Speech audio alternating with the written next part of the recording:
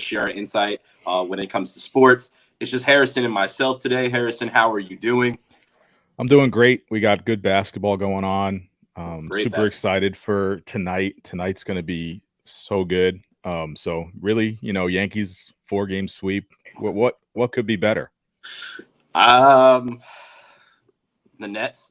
The Nets could be better. Oh Clearly, no, LeBron showed that they're not. So yeah, they stink. Come on. there's that. The only thing the Nets got going for him is Malik and his 3-point celebration. But let's just get right into the tourney. This is the Yeah, first time. This is episode 129, and this is the first time in 129 episodes that we're leading off with women's college basketball. that's a shame, but go off. This is the biggest night in women's college basketball Yeah, ever yeah, at this point. And what I mean by that, Harrison knows, which is why he's excited. I'm also excited, and that's why my night would have been occupied by video games and relaxing. It will now be occupied by nothing but sports tonight. As Harrison said, the Yankees are playing, but the women are playing. It's the Elite Eight. It's the last two games of the Elite Eight. It's the rematch of the national championship, which is absolutely nuts. And I cannot believe that we actually get it again. I wish it was in the actual Natty, but South Carolina, I believe, is going to secure that anyway. But we'll get to that another time. But LSU, Iowa, tonight at 7:15. It's Caitlin Clark. It's her legacy game, as people are deeming it at this point in time. I don't believe this is going to, if she loses this game and she goes off, I don't think it does anything to her legacy. I don't think it does anything to her legacy, period, because her time in college basketball has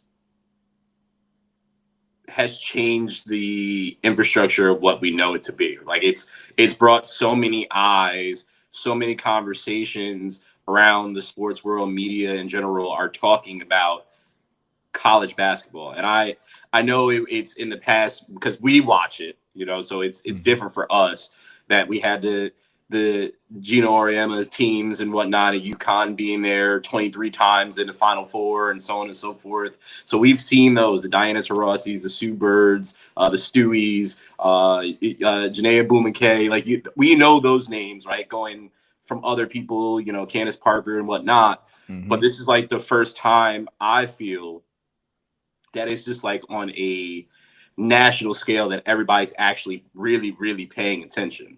So I'll just stop there and just see like what your thoughts are on that perspective of it. Yeah, no, absolutely. It's so much bigger now. No disrespect to all the players that came before and Correct. all the great games that happened years and years ago. Like it's not new. It's new in the sense that it has a national scope on it. I think it is important for her legacy going down the line. Obviously, we have people calling her the greatest women's basketball player ever, but like the resume, team wise hasn't quite met that yet.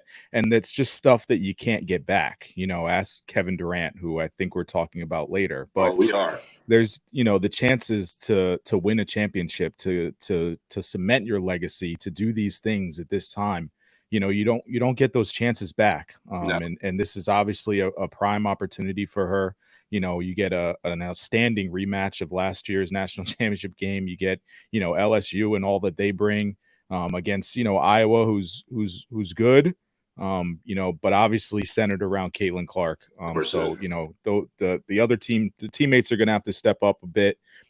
I think LSU's the better team overall, but obviously it's the classic situation where Iowa has the best player. So I'm so excited for that matchup and just to see kind of her cement some of her legacy. I think she has it in her. I think she's obviously great. But you need that resume when it's all said and done, if you want to stand up there with, Breanna Stewart, who's a 4-time national champion, yada, yada, yada. So, one is obviously not as good as 4, but, obviously you could take circumstance into all of this, but I think you need one. I agree with you. She definitely needs one, but I believe her one in Iowa will surpass a lot of people's 2 to 3 to 4s, and that's no 100%. shade against them. It's just it's Iowa. You know what I mean? Like it's it's 100%. it's not known as a 100%. basketball school Yeah. whatsoever, and I can guarantee that there is. If we sat here, I know I personally myself, I don't want to speak for you, but I know I personally cannot name anybody else on that team outside of Caitlin Clark, period. Whereas in LSU, I can do Angel Reese, Miss Van over there, little Yeah. girl shooting and shit like that, right? There's several different other people that I can name on the LSU team. I can't name one other person on Iowa, and I can't ever say of any other great players that have come out of Iowa. No disrespect, because I don't know anything like that. So I think that would cement one of the greatest, if not the Yes. greatest, college runs, period. And it would definitely stamp her. But I believe, regardless, she'll be able to move on to the next level, which she will. And then I really want to see what happens there. But let's not skip too far ahead. As I mentioned, Angel Reese, we all know that there is the world has pinned these two against each other. And I love what she said earlier this week of saying, listen, it's between the lines is business.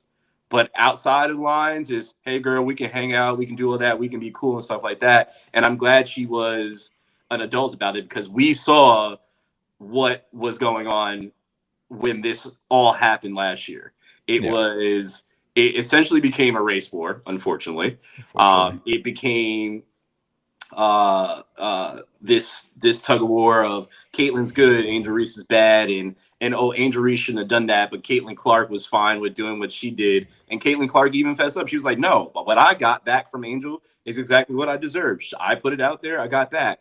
And again, as I said last year, people that don't play sports or haven't played sports with that much compassion don't understand that what happens between those lines is whatever happens between those lines. Like once we step out, it's like I can dap you up unless you're just a jerk, and then you're like that all the time. But it's what's happening on the field, court, whatever. It's just competition. So I think tonight we're gonna get it's gonna be such a good game. I hope and pray it's such a good game, because it could be a blowout. It could be a blowout, because last time they played each other, I think LSU won by like 15. Yeah. So I'm hoping it shows up this time, Yeah, we'll see. We'll see. Obviously, I think it'll be a good game, but that's just wishful thinking. Because like obviously LSU is the 3 seed, and Iowa's the 1, but it seems like Yes. Iowa's the underdog here. Correct. So you're going against the national champion. I think anytime. Yeah. The only team I think the only team that LSU would be an underdog against, I would say, would be USC and probably South Carolina. Yeah. At this point. So let's just go into USC. Juju Watkins. So good. Is an absolute problem. So while everybody in the world is talking about Caitlin Clark, this young lady she's a freshman, has come on the scene and absolutely destroyed her competition. Yep. What she just did in this past game to get this team to the Elite Eight is wild to me. Like absolutely wild to me. Hitting runners, falling on the ground, clutching up, crossovers crazy, can pull up anywhere. Absolutely nuts. And then on the opposite side, you have Paige Bagger back, right? And before the whole Caitlin Clark burst onto the scene situation, it was Paige. Paige was supposed to be the next face of college basketball, women's college basketball. But this is to the point of what we said earlier. Women's college basketball is in such a great place that there's so many good young basketball players throughout multiple teams. And you're just being able to get to see, and this is a product of it. You're seeing the evolution of women's basketball, and it feels so good to see that. But that game is 9:15 tonight. What do you think about this game? No, just to add on to that, like you're seeing the product of NIL and name, image, and likeness. So obviously the WNBA salaries haven't quite caught up to men's basketball salaries. So you're having it's enticing for these girls to stay, these women to stay and play because they're making money off endorsements and other things, that they're working through. So, they're staying longer. You get to know them a little bit more. The stories are stacking up. Like, obviously Paige is a phenomenal talent that's been, kind of decimated by injury, but now she's kind of back up. But we followed that story for 3 years now. So it's like now, to see it pay off with her in the Elite Eight against, an incredible talent in Juju Watkins as a freshman. It's just really silly what she's doing. But to see them go head to head, like, how do you get Iowa LSU first and then you get this second? Like, it's just nuts. It's nuts. It's nuts. Just going to be an amazing night of basketball. I'm so excited. So with that said, let's pick who you got in the first game of Iowa and LSU. I think Iowa's going to pull it out. I think Caitlin. I think the Caitlin Clark run continues. I think LSU shuts it down again. Okay. I think they have a lot of firepower. They do. And the competition that they've essentially played throughout the year. I am a little skeptical because there's been some games throughout the year that it's just like, I'm not quite sure. Are you the same team that was last year? So I'm not fully confident on it, but I think they have more firepower than Iowa. UConn and USC, who do you have there? I'm going to go UConn here. I like, I'm rooting for Paige and her story. I mean, I think, USC and Juju, I think they have, some time to keep going. Yeah. I just think she's going to step up to the moment. I mean, I think, it's been building a long time. She was Caitlin Clark before Caitlin Clark. She was the prodigy, and she's still she's still very good. She makes all the right reads. She shoots the ball, better than Caitlin, percentage wise. So I just see her stepping up. The rest of the UConn team stepping up. I trust Gino in this situation. So I think it's their time to kind of get back to the Final Four after, a couple years without. I've gone back and forth with this because I love Juju's story way too much, and I think she's easily become like my favorite basketball player in women's basketball. And I love what she has, but I also think, just to the point of what you said, that she's got more time being that she's a freshman, and I think that might affect her in the moment. And with Gino have been there so many times and been in a situation and know how to coach a team up to this point, I would like to see UConn win this one. I mean, I'd like to see them both win, but it doesn't work out that way. So I'll go with UConn in this one, but it's a very, very close one for me because I definitely wanted to stay USC. But I hate going for anything USC because Harrison is a USC fan. So there's that. Harrison's a fan of a lot of things. Speaking of which, speak of fighting on, Gonzaga and Duke ain't fighting on. Harrison, what happened? What happened? Look, all good things must come to an end. As I told you, I didn't believe in the Duke team they lost on Easter Sunday, so it made sense. You can't have the devil winning on Easter Sunday. Come on now. So I'm just saying. So I Zags, they zig, but they didn't zag. So they ran into Zach Edey. He's a tough guard. Zach is out here just cussing his ass off and just letting everybody know it was a mistake last year that we got bounced. And it's crazy. I don't know if you saw, because I'm on X too much, but they put out this week, like right after the game, of him like going in a dorm room with a young lady. I was like, why are y'all exposing this young man like this? Oh. He's in college. He's going to do things. You don't even know what happened in the room. Stop. Let him have his time. He just dropped 40. Leave him alone. Leave the kid alone. I missed that.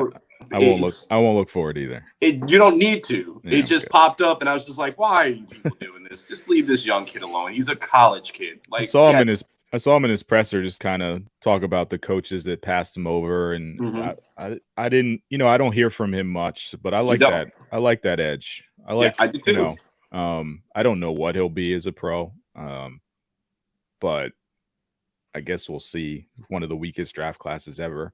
So, well, I mean, he's going to be going against Jen Zebo. So we'll see if he really, really matches up. So let's get through some of the games that are coming up, or we'll Yep. talk about the Elite Eight real quick. Yep. So we had UConn absolutely blow out Illinois. They had a 30-0 run at one point, which is Nuts. absolutely ridiculous. I never seen anything like that. I don't think anybody has. Just the fact that they were able to put 30 straight points up in another team, and Illinois is not a bad team at all. They were one of the really best. well. They're one of the best offensive teams in the country. Yep. And UConn again. Mike Greenberg has said this is the UConn Invitational, and I 100% agree. I don't really see anybody coming close to this, but I guess we will see what happens next. But that was a blowout. Bama beating Clemson. Bama has just been locking teams down and shooting the lights out. But that's the part that scares me about them, is because teams that normally shoot the lights out, like 3-point percentages, sometimes it's got to even out. And those are the games that they end up losing. And they play UConn next, which we'll get into in a second. Purdue against Tennessee. As we said, Edey just absolutely went off, 40-point double-double. And again, Tennessee was a really, really good team. I had Tennessee going to the Final Four, and they ruined that. I mean, my bracket's absolutely destroyed. I think the only person... Mine is terrible. Yeah. I think the only person that's going to actually win is Sam, which is Sam has the most possible points at this point in time. So good luck to you, Sam. I don't know how you did it. And then Duke... Well, I'm so surprised your wife didn't win. That's what I'm surprised about the most. It was a tough year. There was a lot of chalk, but like, I don't know. Yeah. Also, NC State was hot, but how can you truly pick them to? I don't know.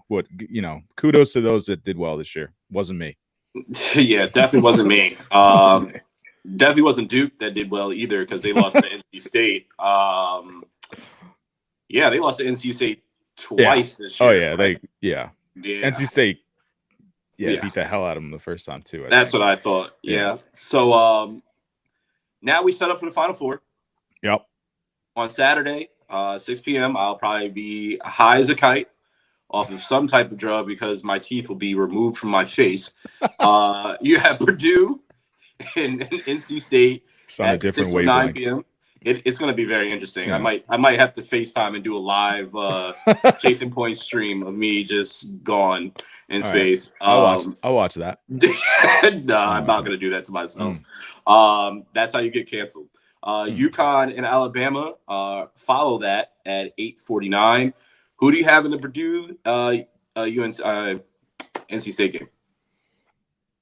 I don't want to pick Purdue, but I'm going to go NC State. Why not? DJ Burns, my guy. He's just out there. They got a good thing going, talented lineup. I don't know. I have no idea. I haven't picked well up to this point, so why start now? Bro, I'm not going against NC State, because they beat my Tar Heels, they beat your Duke team, and they continue to just win. And again, as we talked about last week, there's a lot of people in the ACC that could have been in this tournament, because they were such a good league this year, just like the Big East. So NC State, I could absolutely see it, and I think that it's definitely going to come down to the battle of Burns and Edey, 100% of where this is going to go.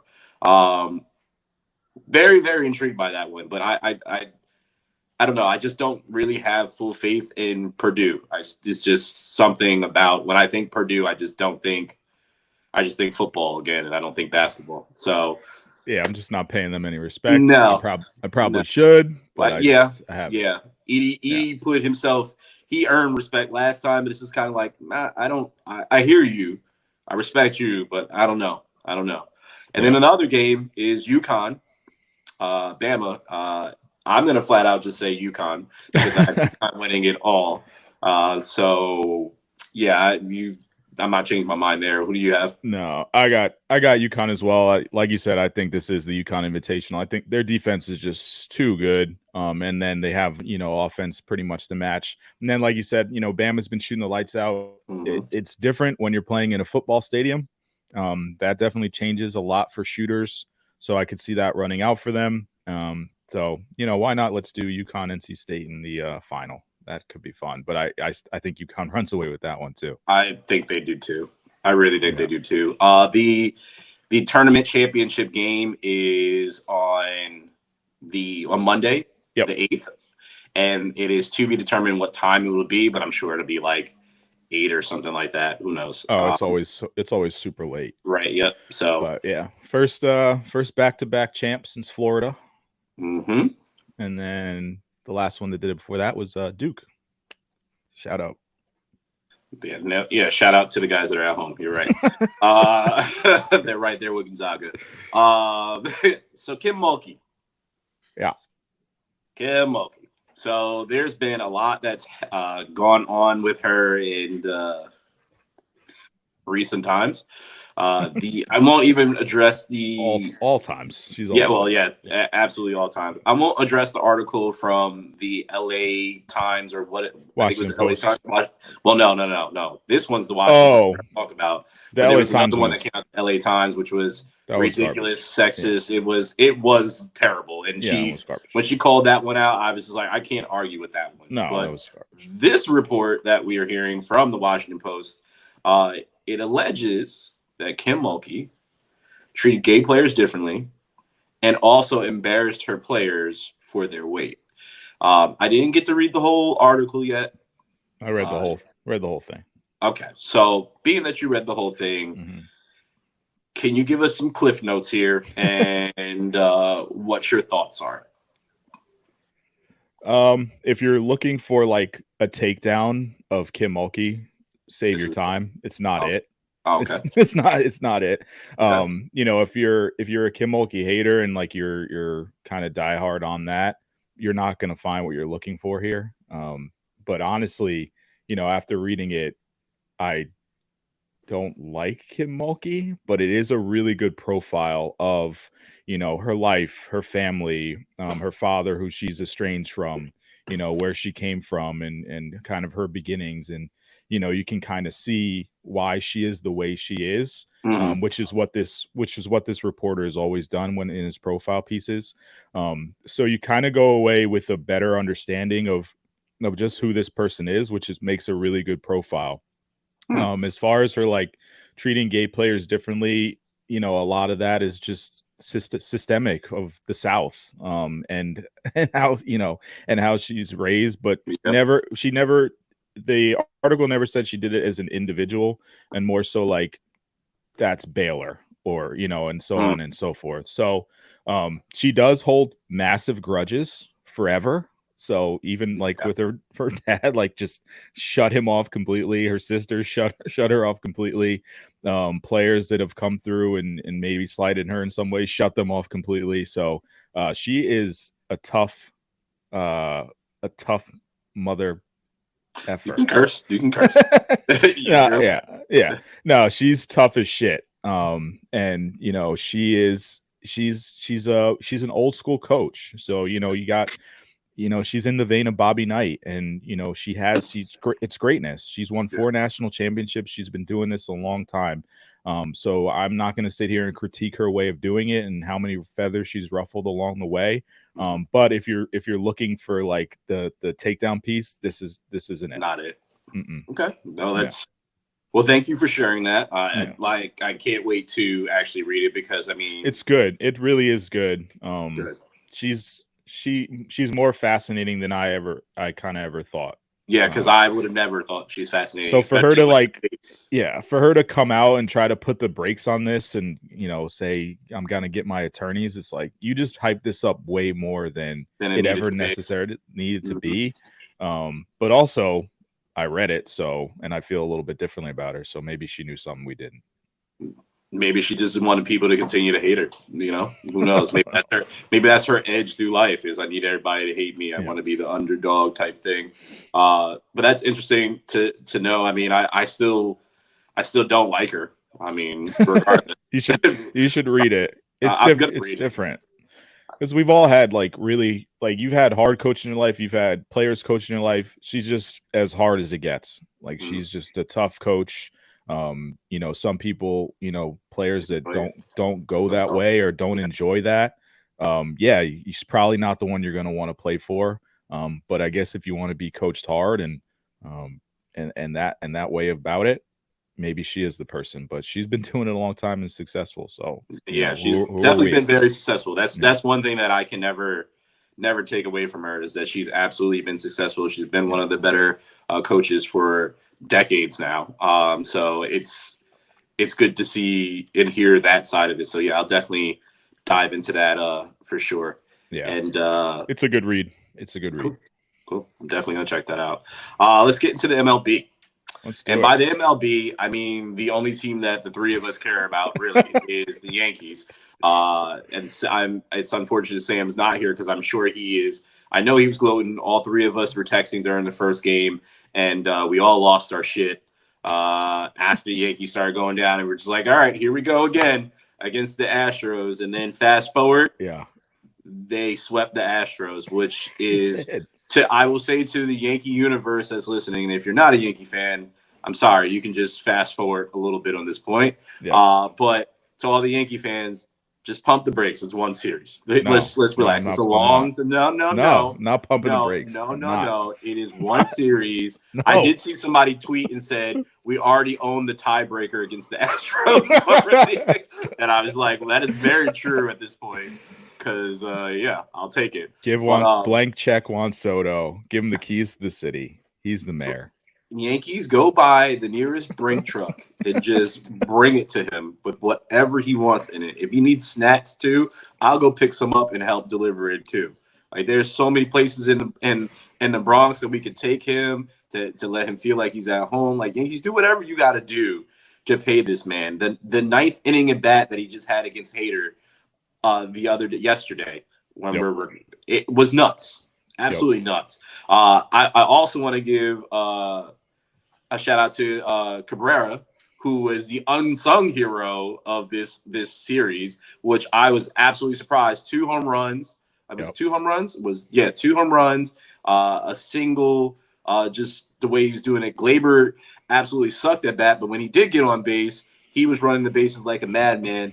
Judge is not warmed up yet. Giancarlo hit a shot out there. But I really want to talk about Verdugo. Love him. Just the defense that he plays out there. And first off, I'm going to tell you right now, because Verdugo was with the Red Sox, for those that don't know. And I've always saw him play, and I admired how he played, but I didn't think he spoke a word of English. I'm going to tell you this right now. And when he spoke, I was just like, oh, this motherfucker is American as fuck. I was just like, wait a second. I was just like, what? It blew my mind. I was like, okay, because I've never heard him talk. Genuinely, never heard him talk. He's just American. Yes, he is. But he's a dog, though. And I respect it. I love what they did. And I don't know if you saw when he was talking about the dog, and the reporter was like, hot dogging. And it's just like, okay, come on, let's stop. It's a different generation. It's not the old school. It's not hot dogging. It's a part of the game now at this point in time. Grow up. Just grow up. It is what it is. But what was your biggest takeaway, I guess, from the weekend from this series? I would say, like, 4 innings in, I was ready to not watch another game this year. But, we live and die. We do. We do. No, but the vibes just immediately switched after, the first game. And then for them to carry that on to day 2 and then day 3 and then 4-game series is great. To sweep them in 4 is just phenomenal. My biggest takeaway is just how much of an impact like Juan Soto had and is going to have on this team as a whole. Like, obviously, who's the captain on the team? Aaron Judge, technically. Yep. No, not technically. He is. But you see like the different, like the leadership qualities of someone that just like leads by example. And we talked last week about like the most impactful, like Iverson or LeBron. Like, you see Judge and your teammates are like, I can't really do that. But like, you see Juan Soto be so patient in the plate, just battle every at bat, battle every pitch. I think that's going to pay so many dividends for a guy like Cabrera, for a guy like Glaber, if he gets it, for a guy like Verdugo, to just see that, those kind of at bats day in and day out.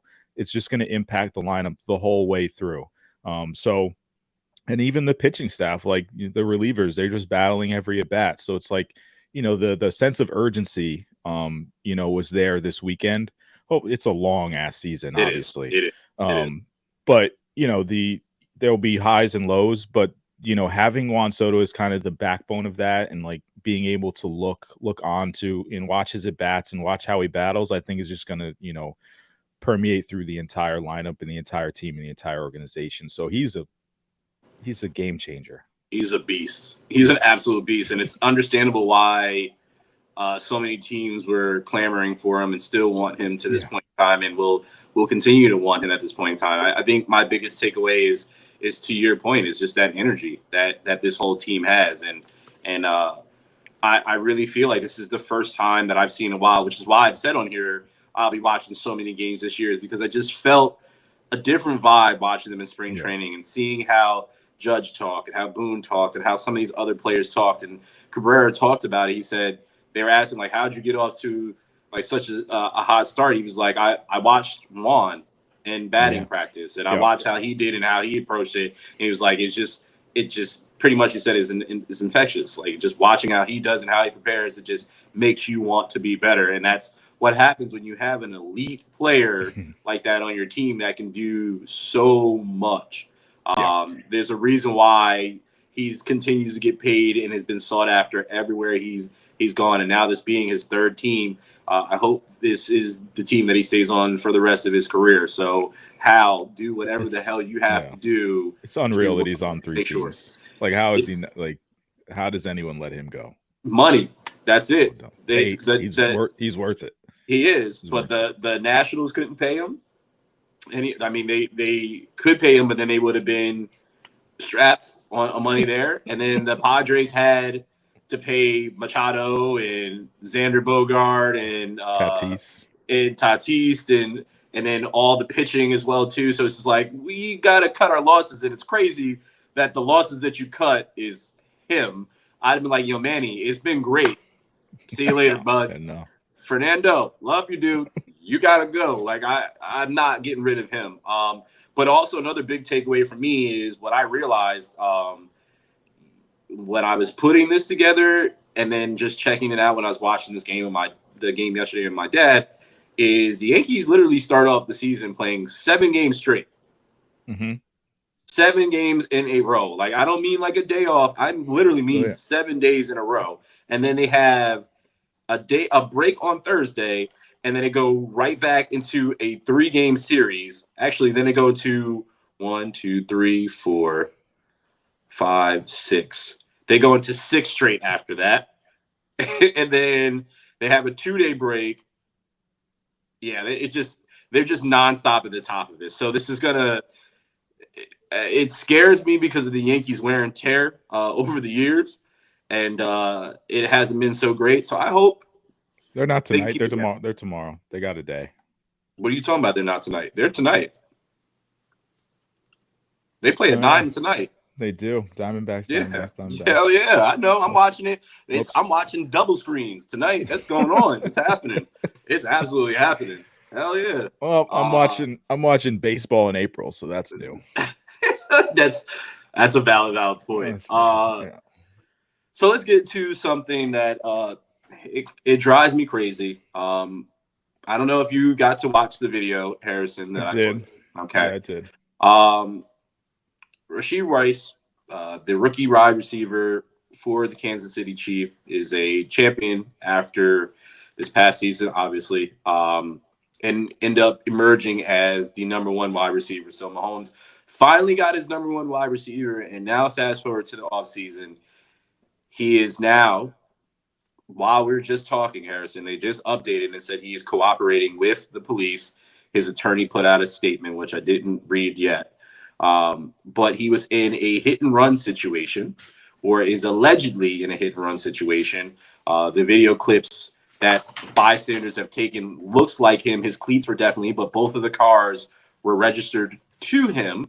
So regardless, if he wasn't driving the car, he was allegedly in the car per the video and him walking away. But it was 4 cars were involved in this. Luckily, nobody passed. Mm-hmm. There was some minor injuries. There was a kid in one of the cars. But watching the video and how they were flying down this highway in Dallas is absolutely nuts. And if I'm an NFL team at this point in time, in my contract, I'm saying, or the deal that we signed with you, I'm saying you cannot get a fast car. You can only get a Corolla. And if you really need to go somewhere, we will call an Uber for you, or we will charter a bus for you wherever you got to go. Because I know these teams are tired of this. It's too much recently of seeing what's happened. We saw Ruggs before Jalen Carter came to the NFL, his situation. There's been so many vehicular situations that have happened, and these young men are getting involved in during the off season, and some during the regular season. It's really frightening, honestly. It's frightening, and it's sad to me to see, is because these guys are getting generational wealth to play a sport that they love at this point, and they can change not only their life but their family's life and several people around them too, if they wanted to, and beyond that. And they're putting themselves in these predicaments for a fun situation, because clearly this was supposed to be a fun situation of us speeding down the highway. And it's sad to me because it could be taken away just like that. I'm telling you right now, Harrison, I've said it on so many occasions, and I'm speaking from a 36-year-old perspective, to be very, very clear. And I want to make that very clear because it's a point that I'm going to make, is speaking from a 36-year-old perspective. I've said on so many occasions, if I get that money, I'm buying a house. I'm having a club in my house. I can build a racetrack in my backyard and the property. I can do all that speed shit I want to back there. Nobody involved. It's just me, right? But realistically speaking, we're talking about 20-something-year-old kids that are getting millions of dollars and don't know what to do with it. It's money that they've never had before, and they're now getting to get the best of both worlds, or get the best of their world and get things they never got, and they want to experience it, and as they should. But some do it in a reckless manner. So I've said enough. What are your thoughts on this? I don't have much more than that. Just, dumb, reckless behavior. And, if you can't be responsible for the things you have in your life, then the consequences are what they are. There's plenty of, responsible 20 to 25-year-olds out there that you don't hear anything about, but you hear this obviously because it's major news, and it's, not a one-off incident. It's happened numerous times, but if you can't be responsible with the gifts that you're given, it is what it is. And that's really all I have. Yeah, it's just sad, man. It sucks because you just see it happen over and over and over again. And where these kids come from. Like some of these kids come from the hardest of hardest places in this country. And you just want to give it up that quickly to go back, or give up, be like Henry Ruggs and be in jail for X amount of years because you took somebody's life because you couldn't just get an Uber. I get it. There's so many places. Like I said, there's places around this country that you can go and take your car to a racetrack, and you can open it up and do all the speed that you want to do in a regulated place where you're not going to hurt others. You may potentially hurt yourself, right? In that situation, but you're not going to hurt others. I hope you're not going to be drunk. I'm sure they wouldn't let you behind the wheel. That's a part of their contracts and all that stuff like that. But it makes me think of, just because I saw him today on ESPN, it makes me think of like Jason Williams. Like, he had such a promising career, and then it went all downhill because of that motorcycle accident, right? And it's just like there's so much that's going on, and he's just hearing him speak. You would never even think that would happen with somebody like him, but then again, it shows what happens in these moments. Like you think you're invincible, you're at the top of the world type stuff, and it's one small mistake. I just think I'm not tired of making excuses. Like, it's just personal accountability, man. Like, I agree. Just personal accountability. And that's all it is. Obviously it's a mistake, and things happen, and you do dumb shit when you're young, but you just got to be smarter. Like, there's just no excuse about it. Like, you just have to be better. I agree. Speaking of being better, KD. Why would we put him on here? I like the conversation, but what made you put KD on it? I put it on here. So just to give people lay this out for you is I put a question on here about KD's legacy. And I wanted to have a conversation about KD being the guy. And the reason why I put this on here is I've watched KD prior to Golden State with the Thunder. I watched him with Golden State, and then I've watched him with the Nets, and now the Suns. And the only place that he's won, even though every single team he's been on, he's been the guy because he is the best player on every team that he's been on. KD can't get this done on his own. No, now, not many can. And that's where I was going to say next. Yeah. Most everybody has a sidekick. Sure. That is good. You can go to Jordan. You can go to Magic with having Kareem and all that. I know what you mean though. Like, right? Yeah. Right? Yeah. But for the people that don't understand is what I'm saying is KD has been on the Nets where he went and got his guy, Kyrie. They were supposed to do this. They even went out and got James Harden. They even went out and got Ben Simmons. It crumbled. It did. He's now on the Suns. This team they're still fighting to get into the play-in, correct? Potentially. Or they're in. They're in. They're solidified, right? They're comfy. Yeah, they're solidified in. Yeah, right? So they're eighth. They're eighth. Okay. Not comfy, so they are in the play-in tournament then. Yeah. So it proves to my point again.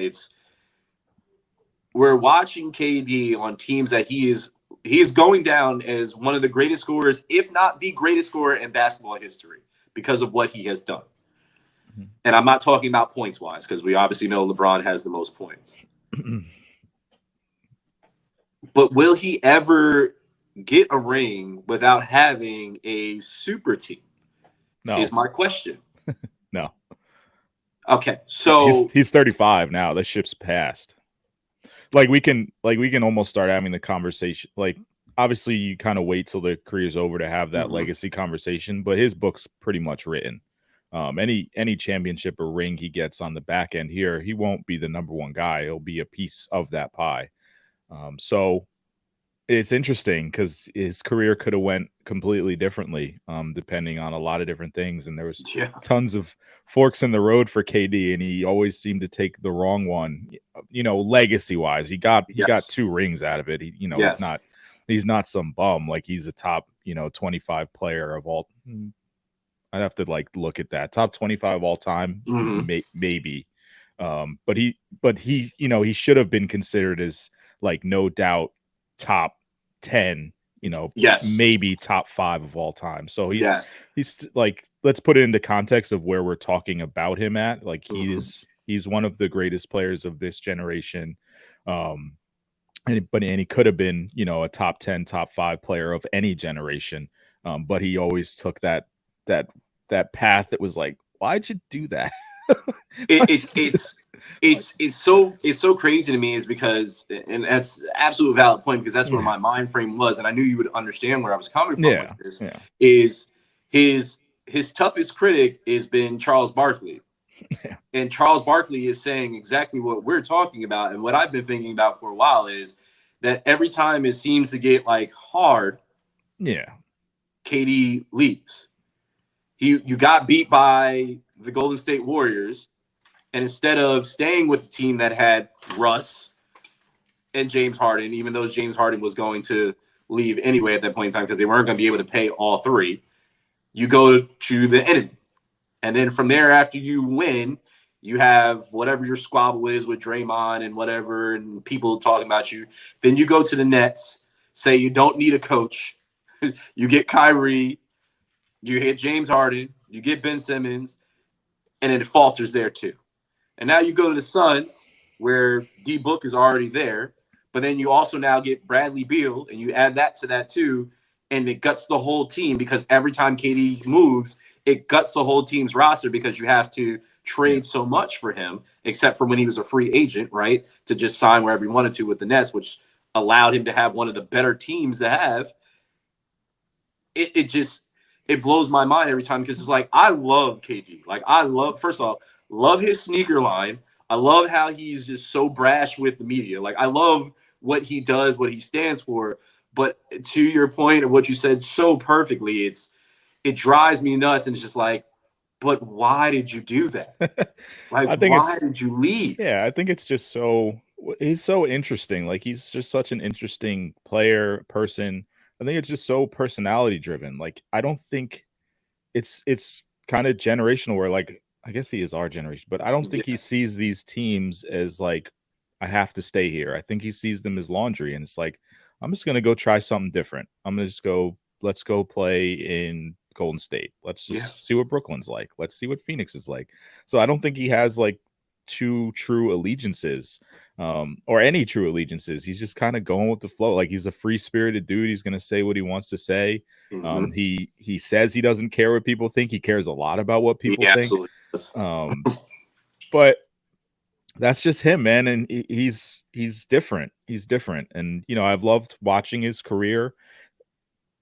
He just could have been, you know, it's when you're talking legacy and you're talking rankings, which none of that shit matters anyway. But when No. you're talking like that, yeah, he doesn't stack up at the top 10, top 5, but that's not a knock. Like his career's just been interesting and intriguing. And it's run parallel to LeBron's, which is another thing that's like hinders him a bit because you got LeBron James, he's been on 3 teams too. Well, 4 if you count the Cavs twice, but yeah. Just a different way of doing it, the different narrative around him. I don't know. He's an interesting one, and I guess when it's all said and done, we'll see, you know, where his legacy shakes out. But I don't think that means anything to him. But the point of what you said though, that's why I wanted to talk about this is because I thought about LeBron and I said, okay, well, LeBron hopped around to different teams, right? But LeBron is considered to be one of the greatest players of all time, if not the greatest player of all time. So many can argue it to the moon and back or whatever the case may be. But people like compared it to like you kind of almost did of like what happened when Jordan's time. Like when Jordan was there, like nobody was getting rings then. But the thing is, Steph Curry has been getting rings when LeBron's been here. Yeah. So it's like Steph has been able to do it, right? Steph is the greatest shooter of all time. He's not your stature. He's not that, right?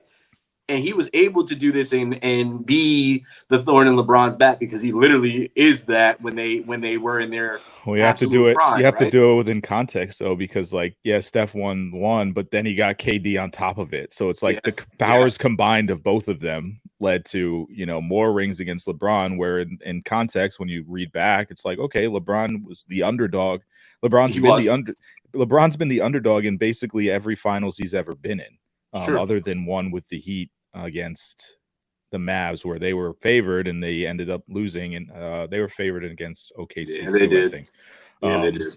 But you know, every other final he's ever been in, like people love to knock LeBron for losing in the finals. His teams have been worse. Like he's the underdog here. Like Jordan, that didn't happen with Jordan. When Jordan finally made it to the finals, like they were favored every single time.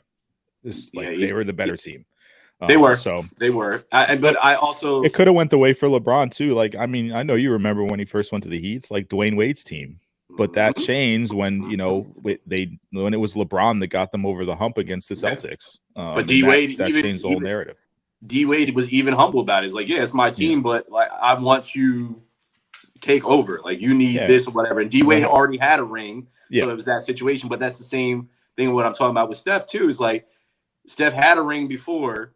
KD came 1-2, right? And then he won a ring after KD was gone. It was like, yeah, no, I have to get another one to be like, it wasn't just you. Like we won it before, we got it again, right? Yeah, if KD just sticks that out, like in the second year, he was obviously the best player on that team and the man of that team. Like you stick that out for 3 more years, you win 2 more rings, and it's a completely different conversation about your entire career. Agreed. Yeah. And I mean, people will stop. It doesn't matter. Like you clearly, you do care about people, like you said. Yeah, you do care about what people say, because I know that chirping of everybody saying, "Oh, you went and bought a ring," influenced you to leave and go from there, along with whatever Draymond was doing in his stupid antics. But it's just like I would have just been like, "Yo, I'm just gonna keep getting rings here, and you just can't stop this at this point in time." Because just imagine if he stayed even still to this point in time. Like, Steph needs a KD right now, right? It's just like they would have been the the dynasties to Oh my end all gosh. dynasties. Like LeBron's career would be so different. Like It would be. he would have stacked up somewhere completely different. He wouldn't have Mhm. just went out like It's nuts how it happens, man. the NBA is so funny that way, man. Like It is. it's, you know, you take one player's path or you do something completely different with one of the major stars, and it just shakes the whole Changes thing to everything. its core.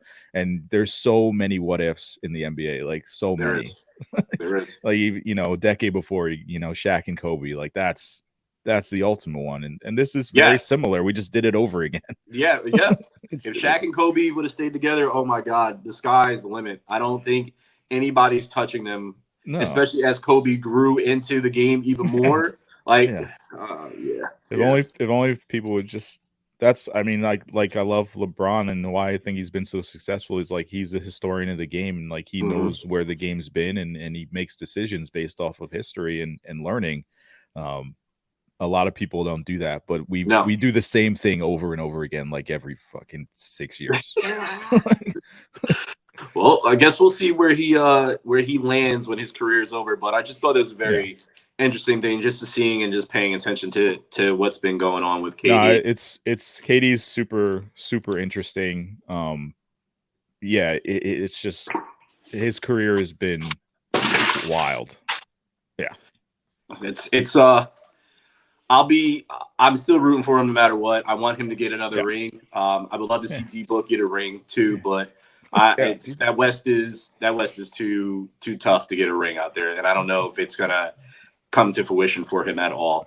The problem is Jokic is too damn good, and I don't think he cares about any of this other stuff that all these superstars care about, and he'll just sit there happy, and they'll just keep building around him, and it's kind of boring, but they could win every year. They could, but he's one of those guys that doesn't care. He just cares about basketball.